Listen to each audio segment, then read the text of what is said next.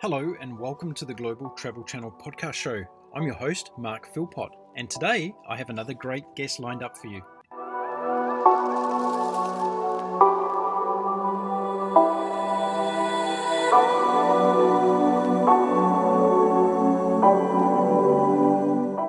This week on the show, I'm talking to many travel bloggers from across the world who are each bringing their own insights and marvelous stories to how they got into travel blogging and how they're trying to make it sustainable. In this episode, I talked to a young Irishman who moved from Dublin to Toronto in Canada as the next step of his journey to become a full-time travel blogger. Ladies and gentlemen, I'd like to welcome to the Global Travel Channel show, Mr. Peter Stears. Okay, so Peter, welcome to the Global Travel Channel podcast show. How are you going today? Thanks very much, Mark. I'm doing great. It's a Sunday morning here in Toronto, and the weather has changed quite recently to very cold. And I'm not used to cold weather, so it's going to be an interesting few months ahead. I bet it is. So you're in beautiful Toronto, Ontario, Canada today. Indeed, yeah, right in the heart of downtown, right in between the financial district and the entertainment district. So it's a great spot and got a nice view of the lake. Beautiful. Now, as far as I know, there's not too many people with that kind of accent in Toronto. So where are you originally from? I'm originally from Dublin, Ireland. Well, technically I'm from North County Dublin, which is just kind of the suburbs, I suppose, outside of Dublin City, around 20-minute drive in towards the city centre.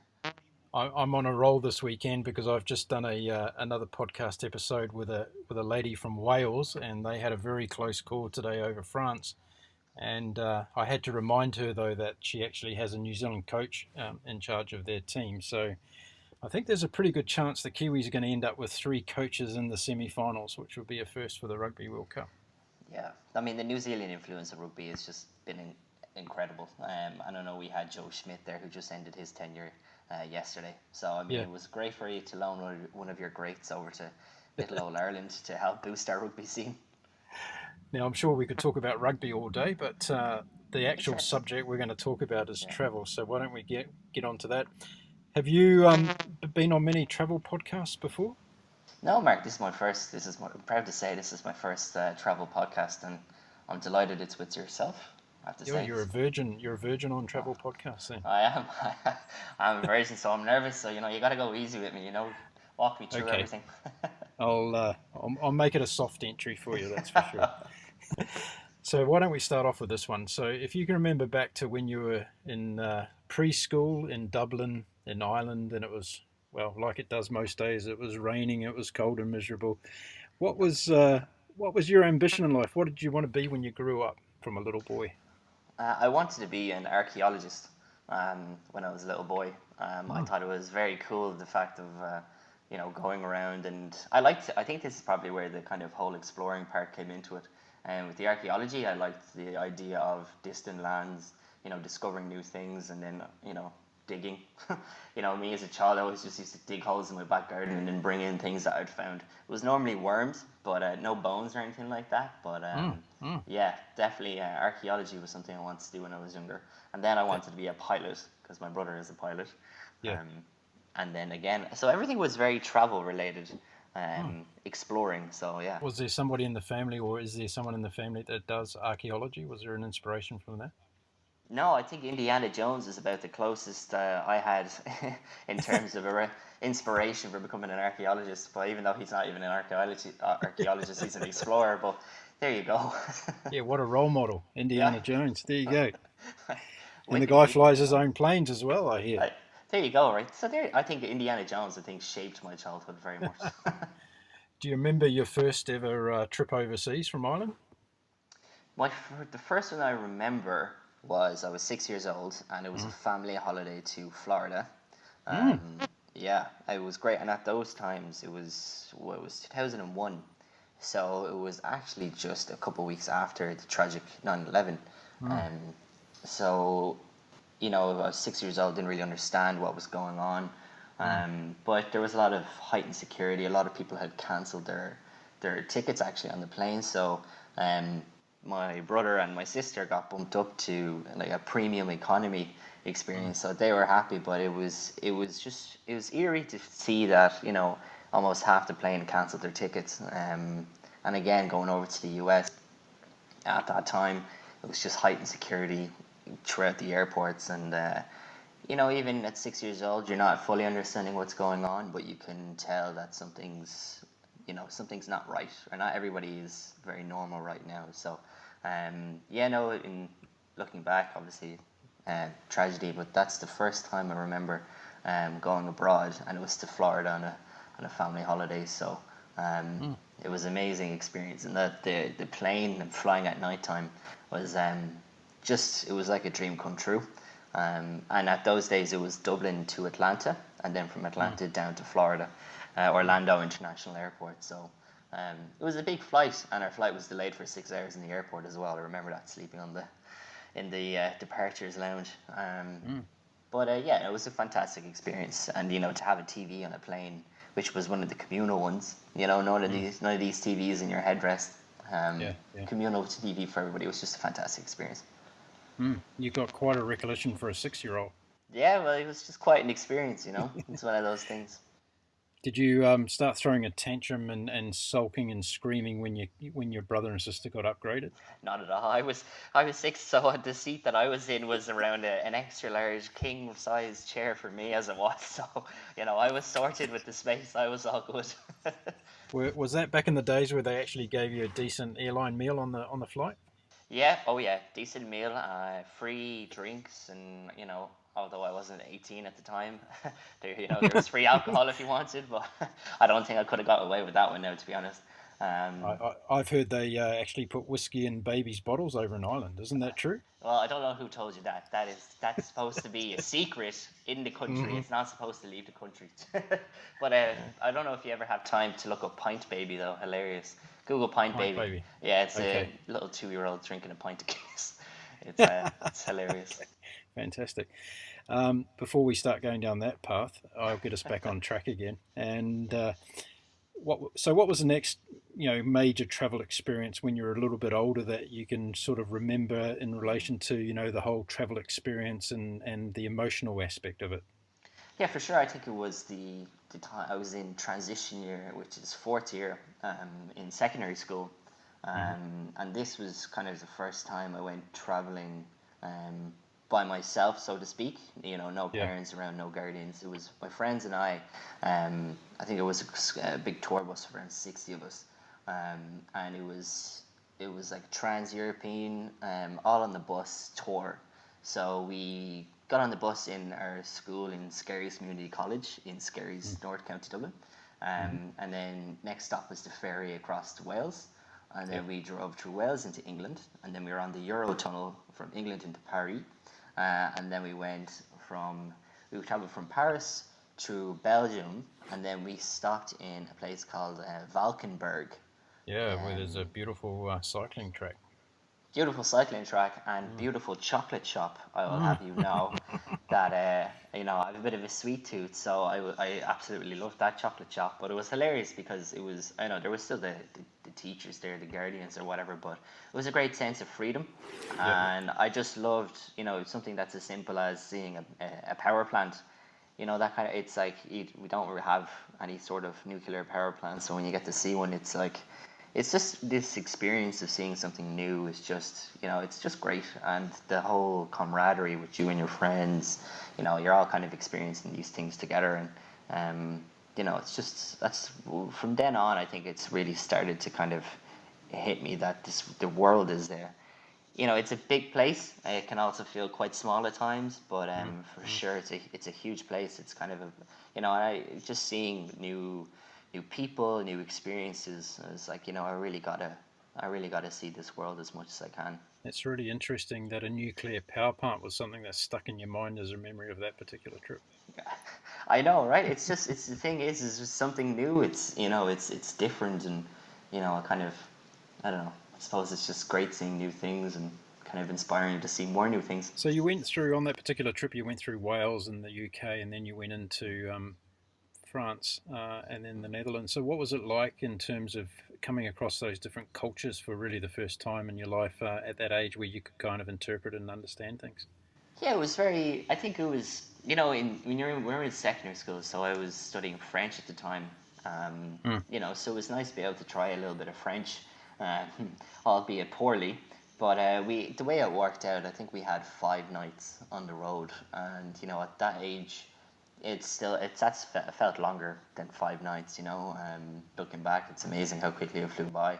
Um, but we had one day and one night in Paris, and it was not enough time, of course, to see Paris at all.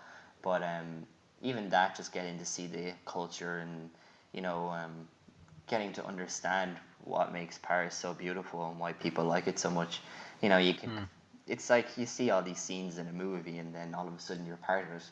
Um, and it's just yeah, getting to see different cultures and getting to see different people and interact with people. You kind of grow up that, or you realize that not everybody acts the same and has the same personality as the people in your 2,000 populated village has. You know, that kind of way. It's great. Did that particular trip create a bit of an addiction for you to do more traveling? Yeah, I would say it definitely was the kind of the spark. It definitely, you know, kind of kicked it off, and any opportunity that I could get, you know, the one thing I'd like to say every now and again, and particularly on Twitter, is that I feel very privileged to be able to travel because not everybody can. You know, I work hard, I save hard what I can, and I like to spend my money on traveling. But it definitely for me, you know, kind of kick started this. Okay, you know, this is what you should be trying to do. This is what you should aim for, and this is what you should try save up and spend your money on when it comes to later life, for sure. So, where was the dream to become an archaeologist or a pilot at that stage of your life? I think the pilot was actually still there with me until I'd say 6 years. So 6 years our final year, our graduating year in secondary school, high school, and we have state examinations at the end of that year. And they're a big deal back home, and they're a big deal, and then everybody tells you they're not a big deal, but you know, at that time, at that age, you're like 18, 17, 18, 19. You know, it's a big deal for you, and depending on how you get on in the examinations, it will point to what college course you're eligible to get into. Mm. For every grade you get a certain amount of points, and a college course can be 450 points to get into. So Mm. you need to get 450 points to get into it. Mm. And at that stage, I had aviation management down with flight lessons in Dublin City University, and how it was going to be an extra €100,000 Yeah. to do the flight lessons, and I don't have €100,000 to spare. Mm. So I made the decision of doing journalism Mm. because I found that, you know, I like to be considered a people person. I like to meet new people, um, easygoing, and I just found that journalism was a way of kind of exploring that avenue. Mm. Um, yeah, so Uh, I decided to do journalism, and then I spent 3 years of my life studying journalism in Dublin City University. So, what normally happens in New Zealand when you're 18 is you're given a backpack and a passport and told to get out of the country, basically, and go and travel the world. Is that pretty similar for a lot of Irish people as well at that age? I think about 18 with Irish people, I think, obviously can't speak for everybody, but it's a time where you start to really feel like an adult, and you like to go out to a pub and know that you can actually order a pint, and you like to be able to go out to a nightclub, and the college scene is very active, I would say. You know, you look forward to the universities and college nights out. I wouldn't say so much straight off traveling straight away.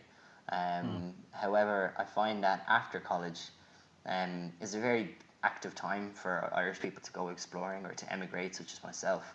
Um, Mm. you know, I think it's that kind of period in your life where you realize if you want to, not necessarily everything is in Ireland for you to do. You know, sometimes the opportunities are limited with certain aspects of your work or what you want to do or what you want to achieve. So I think a big part of growing up for a lot of Irish people is emigrating and doing work visas, and you know, I think we travel that way. You know, I think a lot, you know, again, Mm. I can't speak for everybody, but I find that, you know, in Toronto, for example, there's a very strong Irish community of people who, for one reason or another, decided, you know, I'm going to work and I'm going to travel, you know. And I think a lot of Yeah. people do it for either a year or 2 years, and then they go home and then they kind of get straight into their career having done their piece of travel. But I think it comes Mm. much later in life than 18. You're looking at, I'd say, Mm. early 20s, 22, 23. Do you think it has something to do with the size of the population of the country? I think that a lot of New Zealanders and Australians head towards Europe at that age, and they go and seek their opportunities, I guess, around the world. And I guess from my experiences, I've come across a lot of Irish people in all sorts of different parts of the world doing all sorts of different things. And I was just wondering whether it's a kind of a connection to this, to the smallness of the country and therefore the limited opportunities that you just spoke Yeah, about. I think in Dublin has very quickly, like even my own village over the past 10 years, like I said, used to have a population of 2,000, now has a population of 8. You know, there's been a huge population boom across Dublin.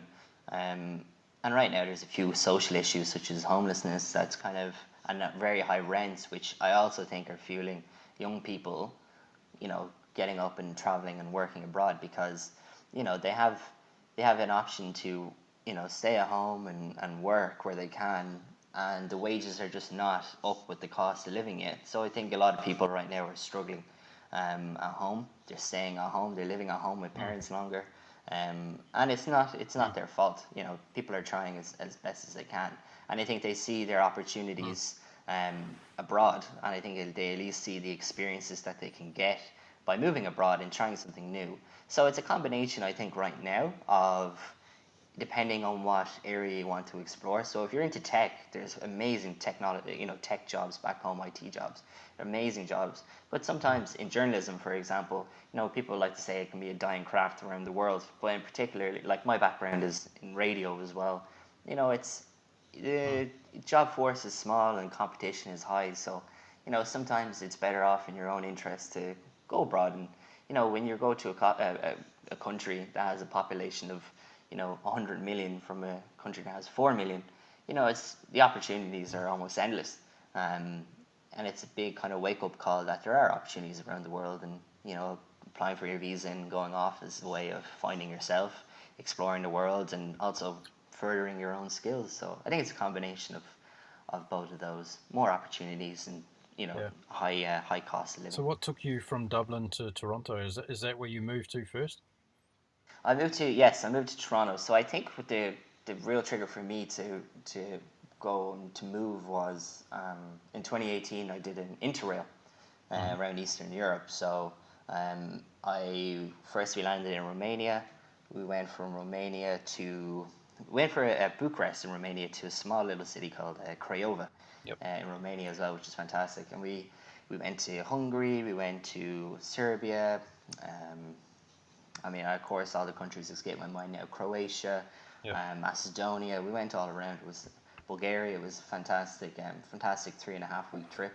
And when we got back, it was, I was working in radio, and my contract was up at the end of December 2018. I was looking towards 2019, and again, like other people my age, I was assessing my opportunities, and I was assessing what I want to do. And again, of course, my passion is traveling and seeing new things. And I was in Toronto in 2016 when I visited my sister, who did the International Explorer Canada visa as well, Mhm. or International Experience Canada. So I had a feel for the city. I kind of knew what it was like. I knew it was very metropolitan, very forward thinking, very friendly city. So I sat down. I spoke with, again, Michelle, who's my partner in life and partner in travel, and we decided that we'd like to try something new, and we moved to Toronto, and then we're here 7 months I want to just get into gone. some more details about that, but first of all, my listeners are a very upwardly mobile audience who love to explore different parts of the world, and in particular through working as well. So you just mentioned about an Explore Canada visa. Can you explain a bit more about that? For sure, yes. So for Ireland, anyways, in particular, there's a certain amount of visas that they allow per year, Mm. and so there's a few steps to it. One, you log on to the Canadian government website, you click into the Experience Canada visa section, and you fill out some very basic details, and from there you enter into a pool, and with this pool you could be along with another 1,000 people, and when a space opens up, you're invited from the pool to apply for the visa. So that's when you get your invitation to apply. It's not saying you have the visa. That's just Mm. saying you can now apply for it. For Mm. us, it was relatively quick. I think we were in the pool for around 4 weeks. Um, there wasn't much competition for the visas. I think it was pretty much on par about what was available. So, we were in the clear in terms of, we didn't expect there to be any issues in terms of trying to secure a visa, which was amazing. And these are work visas, are they? Work visas, work and travel visas, yes. So these are Right. 2-year visas Yep. that enable you to come into Canada, and you can work, and you can work for 6 months in Toronto. You can move on to Vancouver. You can move to Quebec. They're great, very flexible and very open-ended visas, which are great. It's what you want when you're traveling and you're working around the world. You want something that doesn't limit you to one employer or one province. So great, they're very flexible visas, and then from that process, then you begin the process of applying for the visa. And what was brought in for our application was biometrics. So these are your fingerprints and your facial photograph of yourself. So that was an extra step that previous years didn't have to do. And for everybody now applying onwards, will have to go into a consulate or go into the like the Canadian consulate and give their fingerprints or their facial recognition photos. So there's that extra step above then your police checks and kind of all the standard visa checks, I would say. Yeah. And how long did the entire process end up taking before you got approval?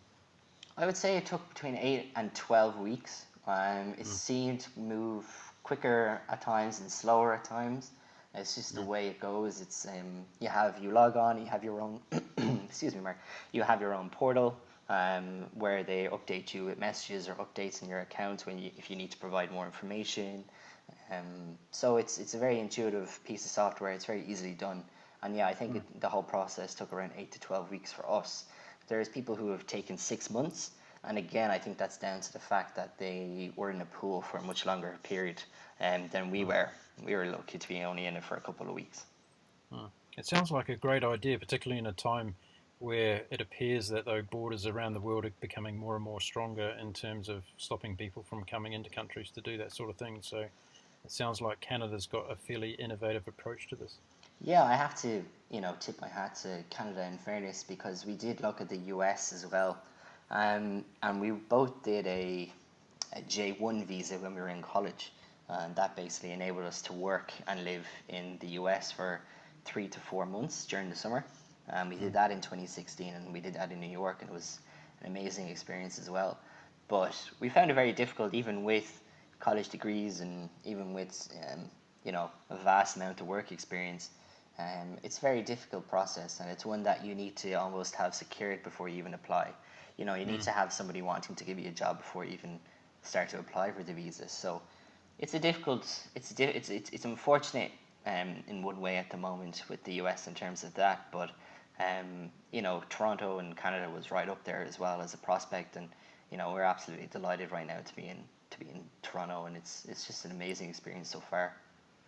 Yeah, well, it's a fantastic place to be located because it's close to that whole hub and bub of the east coast of the United States as well, isn't it? It's very easy to get in and out and go and see all the great places over that side of the world as well. Oh, for sure. Chicago is a 12-hour bus journey away. You can go out the bus all the way straight to New York City. And it's a very well-connected piece of the world. And happily enough, I'm happy to say after, a big move costs a lot of money, and, you need to have a lot of savings. But we're at the point now where we're organizing a December trip to Cancun in Mexico. So this is going to be a bit different from what we normally do. Normally we're city slickers, and we like to go through the cities and do explore what's going on and see what's going on behind the scenes, as well as doing the major tourist attractions. But this time around, we're going purely for a beach experience, purely to relax. However, there's some great excursions to some historical sites and really interesting stuff. So we're looking forward to getting stuck into it and looking about different places that we can explore off of Cancun in December. So I think we're going to try organize that today.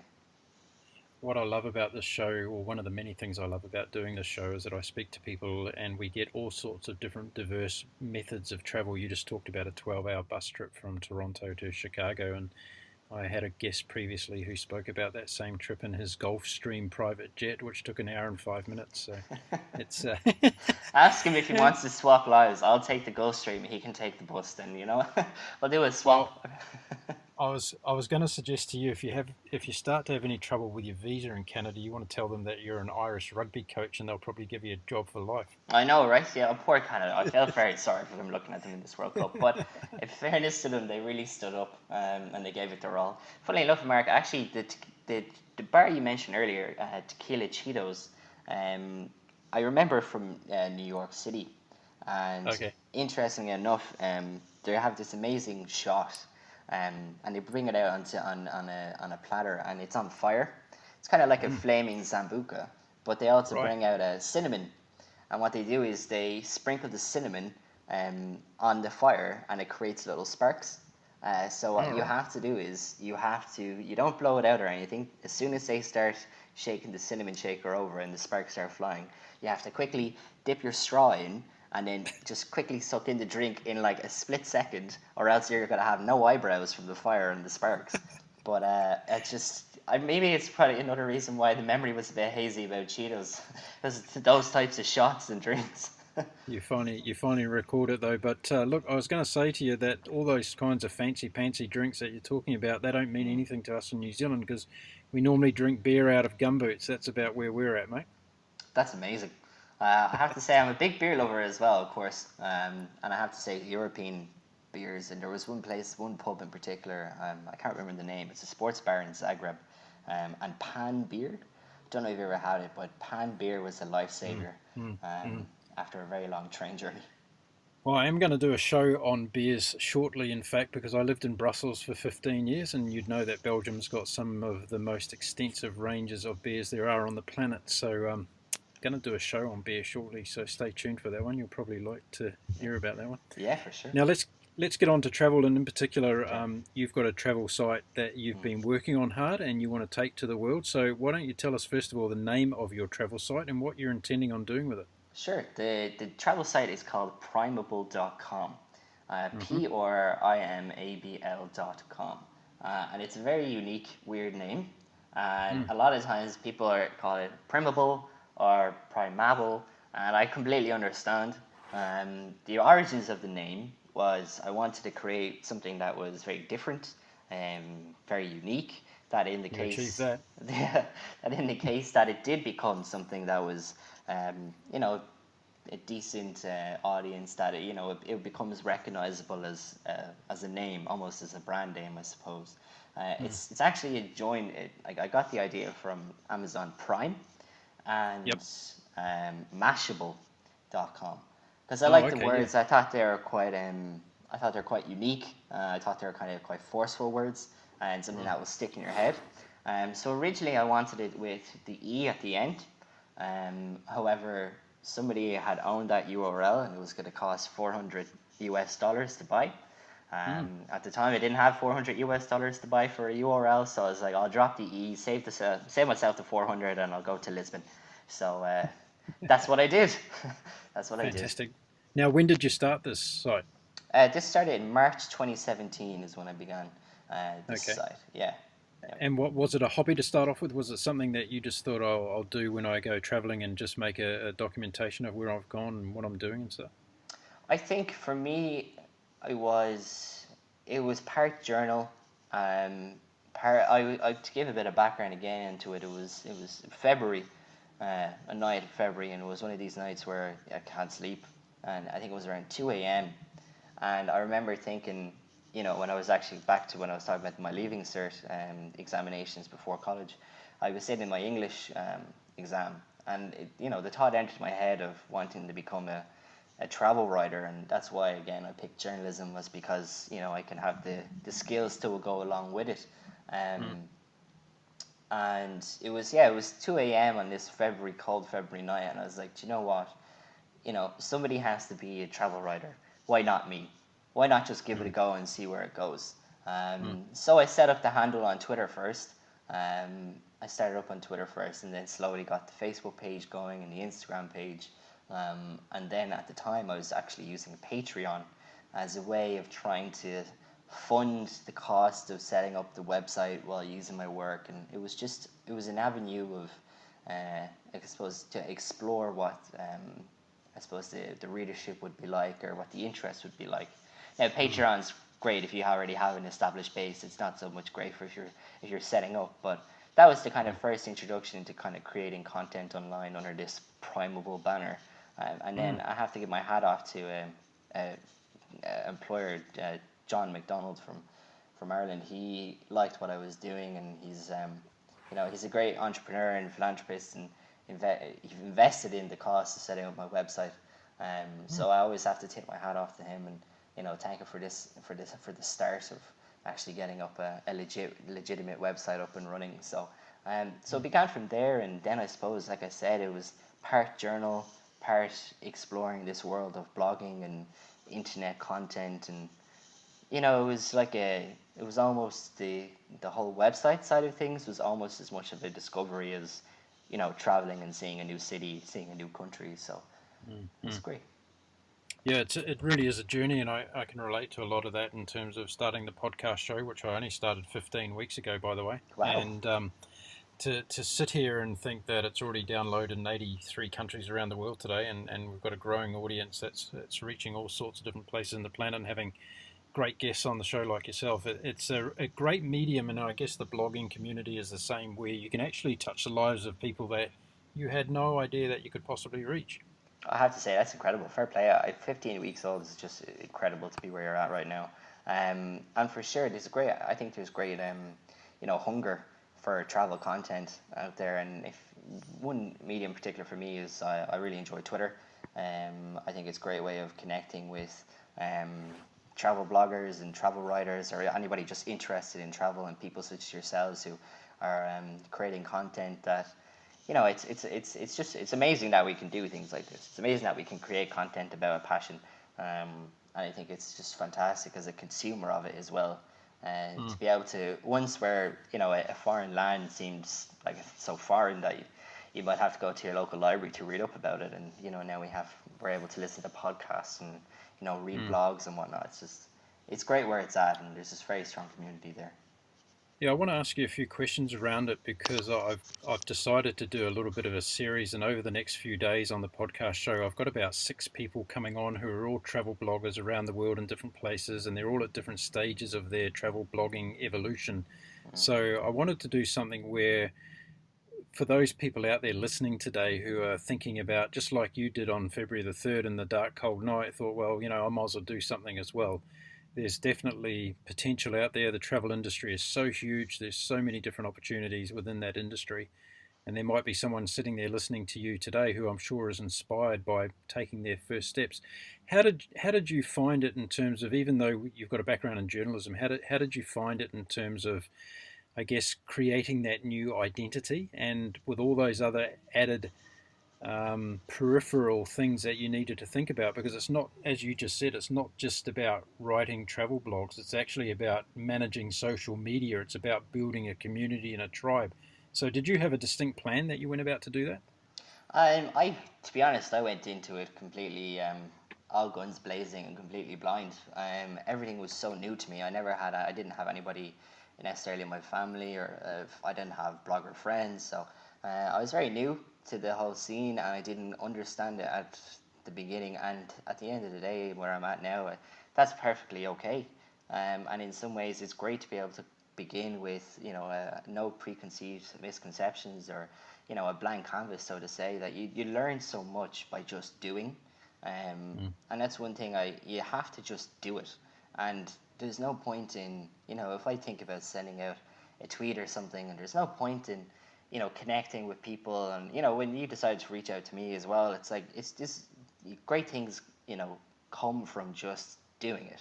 And whether doing it is, buying that URL, or, setting up your website, or sending out tweets at somebody saying, hey, would you like to do a blog post together?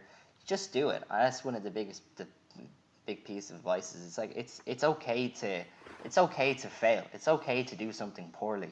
I mean, every single time that I sit down and log in to the back end of my website, I'm learning something new, or I learned that what I've been doing is a horrible, fatal mistake for my website page speed. And this widget that's on my website, while it looks fantastic, is a poorly designed widget that's actually added an extra 20 seconds onto my page load speed. And it's like when you start off, you're like kind of, "Oh, what's page load speed? Does it really matter?" You know, it's like you learn so much by going along. And what I would say to anybody looking to begin, it's okay to fail at certain things. It's okay to do something wrong for 6 months and realize that you've been doing it wrong for 6 months. As long as you then fix it, it's a journey for everybody in terms of traveling, but it's also a journey in terms of creating social media content. And you're right, so much time goes into creating social media content that sometimes you forget that, oh yeah, I also have to create blogs as well to go along with it. Yeah. And that's partly down to the fantastic community that's out there on Twitter and Instagram and Facebook, and people creating such unique content such as yourself. Um, that's probably the reason why it takes so much time, is because you're connecting with really great people who share the same love for travel that you have. Um, so I didn't go into it with a big plan. I went into it with just learning as I go. And I enjoyed it, I have to say, and because I learned so much now, and I'm able to give tips to people or say, oh, you should check this out and read about X, Y, and Z, because I've been through it, I made a mistake, and I learned from it. So I would say to anybody looking to start, just do it, you know. Have you found it difficult to kind of stay in the now and just focus on the actual travel blogging part of it, in addition to all that other peripheral stuff that you also need to manage as well? Has that been one of the major challenges? Well, I think one thing that I would like to, for myself, is that I travel as much as I can, but it's also to be said that I work full time, and I actually have a second job, and that second job is writing as a, on a freelance basis for a publication back in Ireland, but I still have a responsibility to them, and I have a responsibility to my full time job here. And while I'm saving up and I'm saving hard to be able to go off, hopefully, um, in a few years' time or next year, or whenever that may be, to go off for a long year-long travel or 6 months travel or whatever that may be. And when I save up and when I go away for 6 months and I'm blogging blogs about here and tweeting photographs from this place and that place, it's important to realize as well, and I think it's something that people look at travel bloggers or look at Instagram, and they also look at themselves and they get a bit down about it because they see themselves at home, or they see themselves not able to be away constantly. It's like on the back end, for me anyways, there's a lot of work that actually goes into just the every day to be able to support your bills and pay the roof over your head, and this is the whole part of it. And it's important to realize that you start from the bottom and you grow and you grow and you grow. And hopefully one day, in 5 years' time, in 10 years' time, in 2 years' time, perhaps my blog will be able to start earning me money, and I'll be able to transition from needing a full-time job to being able to live off the blog, which would be fantastic. But there's a lot behind it, and yeah, sometimes when you're working two jobs, that you don't find that you have a lot of time or as much time as you want to be able to write about you know the things that you got up to at the weekend in Toronto, or what you think these are the four neighborhoods that people should check out, and have a reflective piece about my time so far. That's one Yeah. piece that I'm working on at the moment. But yeah, you do find that sometimes you don't have as much time as you would like. Um, but yeah, So traveling as a travel blogger, does it change the way that you actually travel versus when you used to travel before and you weren't blogging about stuff?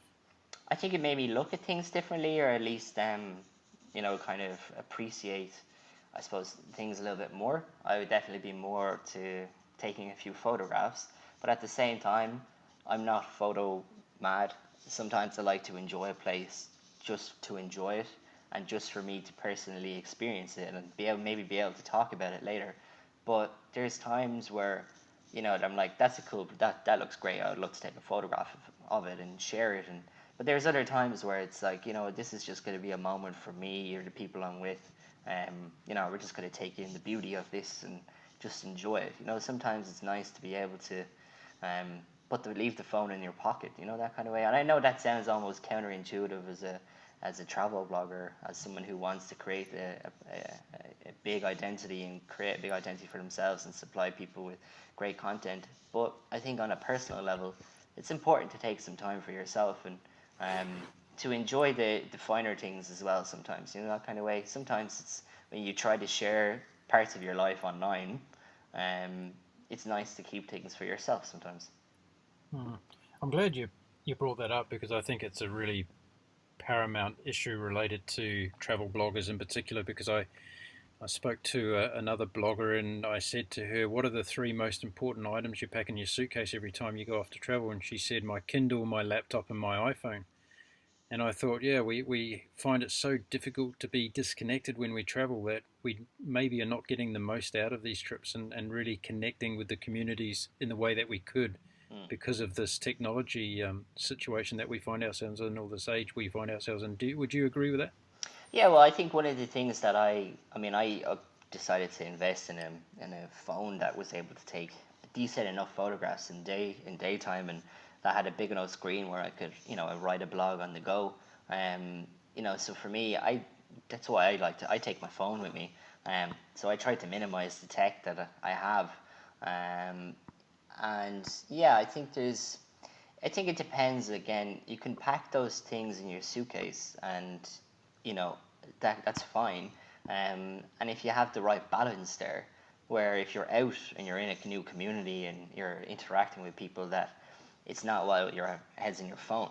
It's okay to. Mm. It's great to pack those things. For some people, it's you have to pack those things. They're must-haves. But balancing your time and using them when appropriate, I think is important to just actually enjoy the place that you're visiting and not go somewhere just to take photographs and say to everyone else, oh, you have to go here. That Mm. kind of way. It's like, Mm. I suppose, that's just me anyways, that kind of way. And I think, again, it's important when you're Yeah, in sure. this space to define your own, um, I suppose, your own wants and define yourself, and stick to it and be happy and be confident in the type of person or online kind of content creator that you are, that you do things your way, and that's okay. Mm. Not to be looking at. I think one of the most disheartening things sometimes is looking on Instagram, and you can see back when, I don't know if around the world if Instagram has updated, but in Canada for sure, there's no more number of likes. Mm. You can Mm. see somebody with 500,000 likes, and they're in the Maldives, and you're like, oh, I'll never get to that stage, that kind of way. But it's like it's important to just keep doing things your own way and be happy in your travel, and it will come.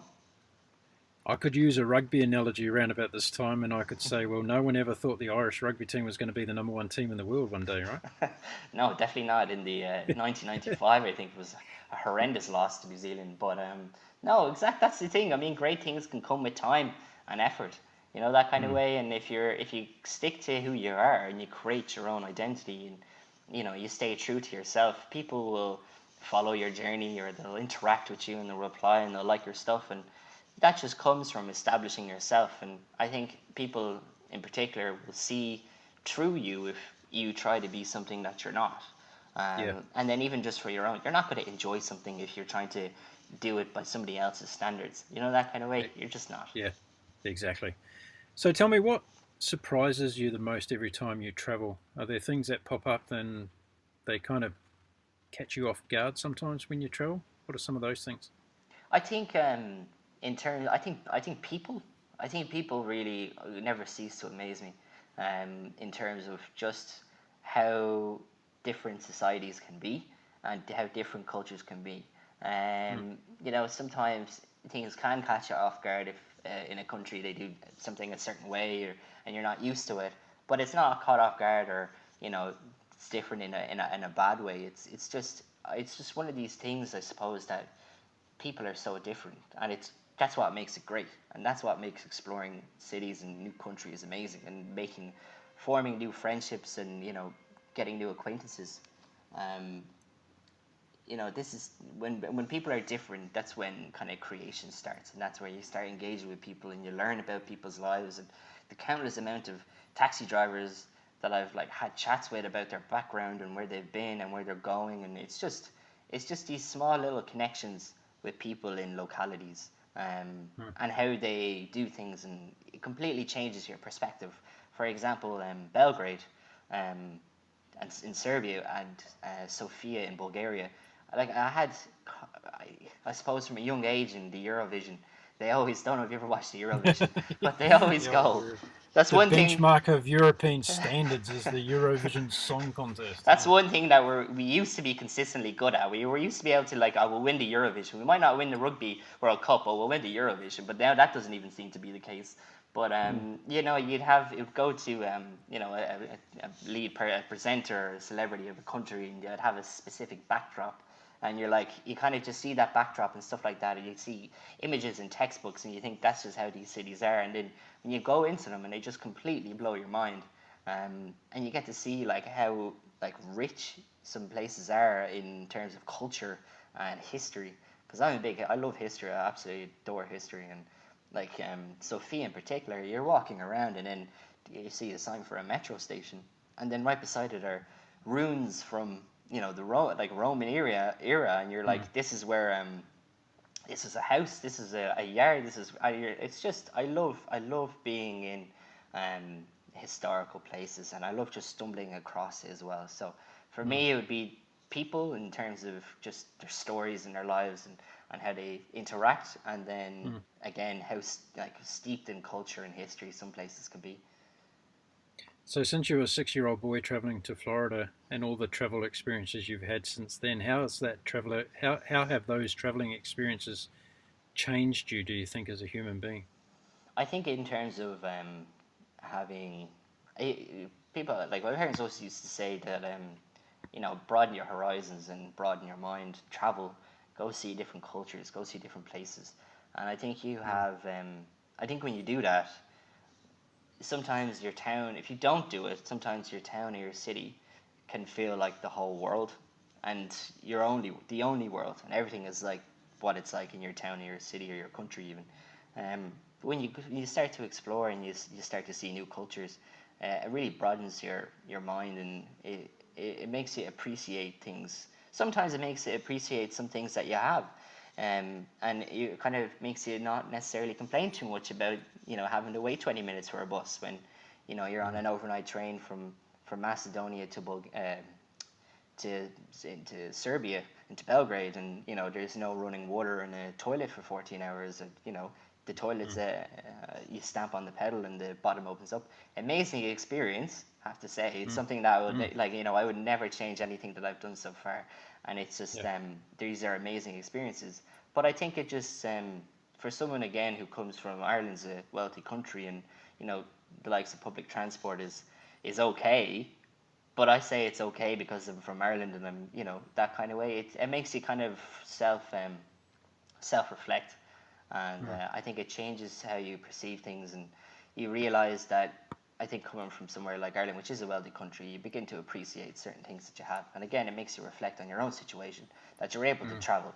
You know, like at the end of the day, this is when you see people taking photographs and they're in the Maldives or they're here or they're there. Like everybody who travels it's a privilege. You know, not many people get this opportunity, and I think it's very important. I think to appreciate that fact that you know, these are opportunities that you have that not necessarily everybody else has, and to make you owe it to yourself to make the most out of it. Would you call yourself a conscious traveller? Are you somebody that's very conscious when you travel about the environment around you, the people that you're meeting, the footprint that you leave on our planet? Yeah, I'd say we now living in Toronto. I would say for sure that you know, very.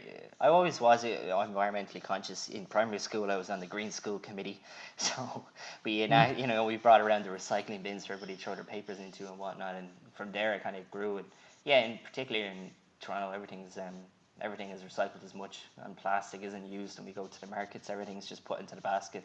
You know, I can't stand seeing like courgettes being put into a plastic bag just to be taken out when you go home. You know, that kind of way. Yeah. And then when I travel, I try my best to I try my best. It's an interesting point. It's right now because, you know, you look at the pollution and aviation, um, and it's, you know, it's I saw someone asked the question on Twitter before a couple weeks ago about you know, how do you find it, or how does it sit with your morals about, you know, conscious traveling when you're on board a plane, you know, that kind of way. You're flying for 14 hours or 10 hours or 6 hours, and the pollution that's outputting, you know. So I think it's an interesting time for travel bloggers who are environmentally conscious to reflect on it.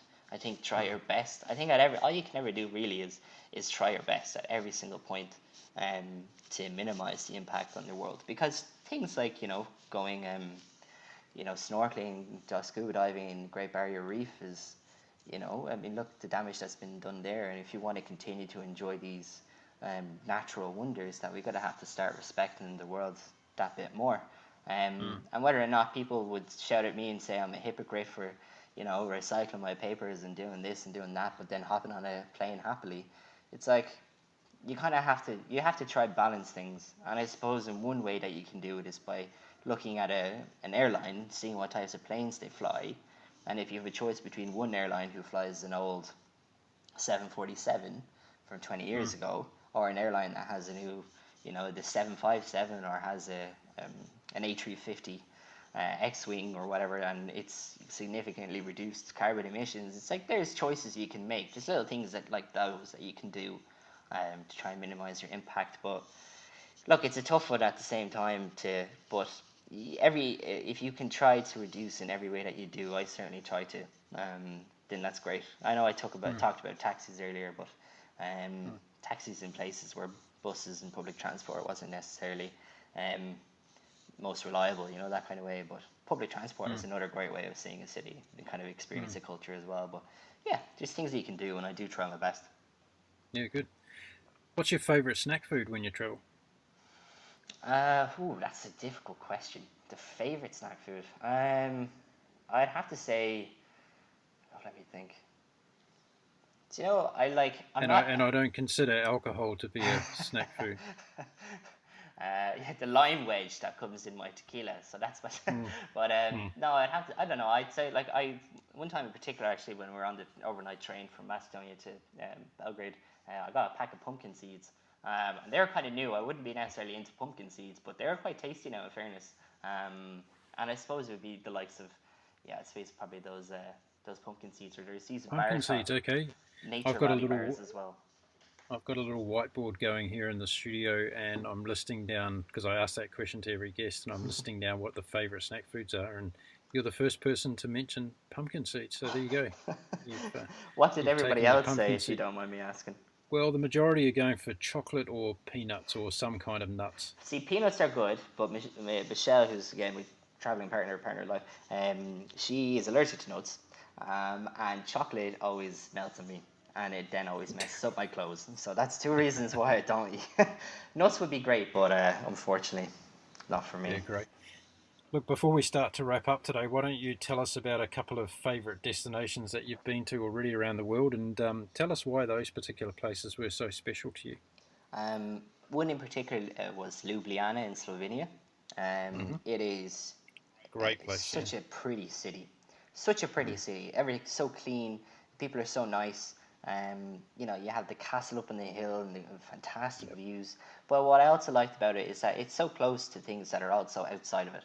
There's these trips that will pick you up in a minivan with another 10, 12 people, and you'll go off and you'll go whitewater rafting through the mountains, and it's a stunning place. And then you have Lake Bled, which again is a day trip out, so close to the city. And what I really like about Ljubljana in particular was a place called Metelkova inside the city. And it's such a stark contrast to this very pretty, pristine, clean city, to go into this place where it's vulgar art, and then really abstract art, and it's just, I say vulgar because it's like it's in your face, and it's so different, but it's a great experience, and the history behind it as well is pretty cool. And every night they have parties there every night as well. So I liked Ljubljana in particular for that kind of contrast feel, and the fact that it's so close to so many great things. And I have to say, Skopje in Macedonia, and they and Belgrade in Serbia, those cities really blew my mind. In particular, Macedonia, because you had Skopje in Macedonia, you had Matka Canyon, which is a gorgeous place. Canyons, mountains, running water. You can get on a boat with, again, other 10, 12 people. Like a tiki boat, and you go exploring the caves, and it's just beautiful scenery. And then you have Mount Vodno, which is beside it, huge mountaintop, and you can just see for, hundreds of miles, and it's just, again, spectacular. And again, Skopje, who is such a nice city, people really make you feel welcome into their city, and it's something that they're really transforming it as well. A lot of it's been built since 2014, so they're really putting a lot of effort into kind of attracting people. And again, Belgrade was amazing because it had such a rough kind of communist exterior to it, the buildings, but inside were these amazing bars, nightclubs, restaurants, activities, cultural excursions, and it was just it was an amazing city. Have you written about these trips on your blog?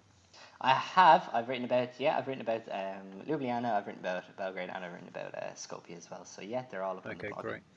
So if you're listening today, I'm going to include Peter's blog link, so you can all go and check out his great travel stories there and find out exactly what he's doing, and get in touch with him too if you want to, and share your own stories with him. That I'm sure he'll be happy to hear from you if you've been listening to his story today. Peter, I'd like to invite you back on the show one time after perhaps you've done your next trip, and we can talk about wherever that's going to be to, and share some more stories, because it's been great having you on the show today, and the time's gone very quickly. So I'll say goodbye to you now, but I definitely would love you to come back if you'd like to come back and have another chat to us sometime. Oh, 100%. Yeah, I'll talk to you when I'm nicely sunburnt after my beach excursion, yeah. But I'd love to come back on, Mark. It's been a pleasure, and thanks very much for having me on. I really appreciate it. And before I let you go, don't forget to watch Wales versus the All Blacks in the final of the World Cup, and see what comes of that mighty game. Yeah, my best of luck to the New Zealand rugby team, I have to say now. In fairness, you showed us what you were made of, and you deserve to go all the way. Yeah, on that note, I'll leave it at that. Thanks very much, Peter. Thanks very much, Mark. There we go. That was Peter Stears talking to me from Toronto in Canada via Dublin in Ireland. A great chat, and a man that's on a mission to get his travel blog up and going to the world. So I will put a link in the description below of this particular podcast to Peter's travel site, and you can go and check it all out. Now, if you're looking for other episodes in the Global Travel Channel podcast series, head over to our website at www.globaltravelchannel.com. There you'll find all of our podcasts listed. There's some really great ones there to listen to. Now, if you want to download the podcast, you can find them on Apple iTunes under podcast. You can find them on Stitcher, Spotify, iHeartRadio, Google Play, and a host of other sites, which are all listed on our website at www.globaltravelchannel.com. And don't forget, if you like our content and you want to share it with friends and family members, please do go ahead. We want to grow our global community. So that's it for this particular episode. I look forward to bringing the next one to you very soon. My name is Mark Philpott. Until then, I wish you all bon voyage.